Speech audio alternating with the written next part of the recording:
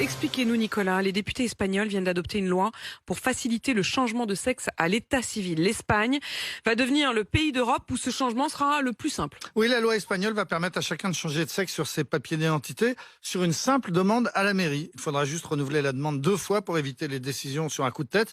Mais pour le reste, il ne sera plus nécessaire de passer devant un tribunal, ni d'avoir commencé un traitement médical, ni même d'avoir commencé à changer d'apparence. Bref, il n'y a plus de conditions, plus rien à justifier.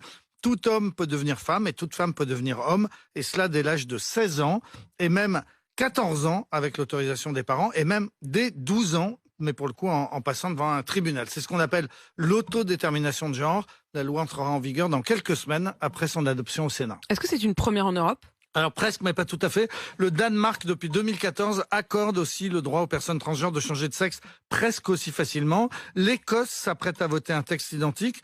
Jusqu'à présent, la loi britannique permettait de changer de sexe en fournissant un certificat médical pour attester de ce qu'on appelle une dysphorie de genre, c'est-à-dire une souffrance liée au fait de ne pas se sentir dans son genre officiel. En Écosse, donc, cette obligation va disparaître. Une simple déclaration permettra d'obtenir un nouveau certificat de naissance. Cette loi ne fait pas l'unanimité.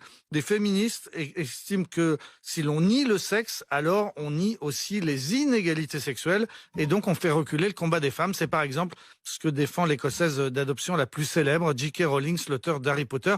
Et en Espagne, il y a exactement le même débat très vif. En France, que dit la loi ? Alors en France, on peut changer de prénom et de sexe, mais à plusieurs conditions. La première, c'est qu'il faut être majeur. La seconde, c'est qu'il faut prouver que son genre officiel ne correspond pas à sa réalité. Il faut déjà avoir changé de prénom, ou bien il faut être connu de son entourage familial et professionnel sous le sexe que l'on revendique, ou bien encore il faut se présenter physiquement comme appartenant au sexe que l'on désire se voir assigner. Bref, la loi française demande qu'un homme qui veut devenir femme ressemble déjà un peu à une femme ou s'habille comme une femme. Et in fine, c'est le tribunal de grande instance qui tranche.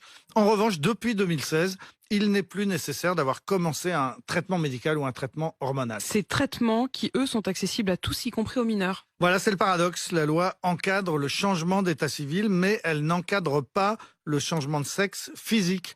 Les traitements hormonaux ou les opérations chirurgicales relèvent de la seule décision d'un médecin à qui on demande de s'assurer du consentement éclairé des mineurs. Et les parents de ces mineurs concernés s'étonnent souvent de voir que leurs enfants peuvent très vite et assez facilement se voir prescrire des actes médicaux qui parfois sont irréversibles. Une récente enquête du Journal du Dimanche montrait que le nombre d'adolescents qui entament une conversion explose en ce moment. Les consultations spécialisées dans les hôpitaux français ne reçoivent plus que sur liste d'attente. Ils sont débordés. Majoritairement, ce sont des jeunes filles qui consultent pour qu'on les aide à devenir des garçons. La Suède a été le premier pays au monde dès 1972 à reconnaître les personnes transgenres et à les assister médicalement. Mais justement, la Suède est aussi le premier pays qui recule actuellement. Le nombre des diagnostics pour troubles liés au genre avait augmenté de 2000% en 10 ans.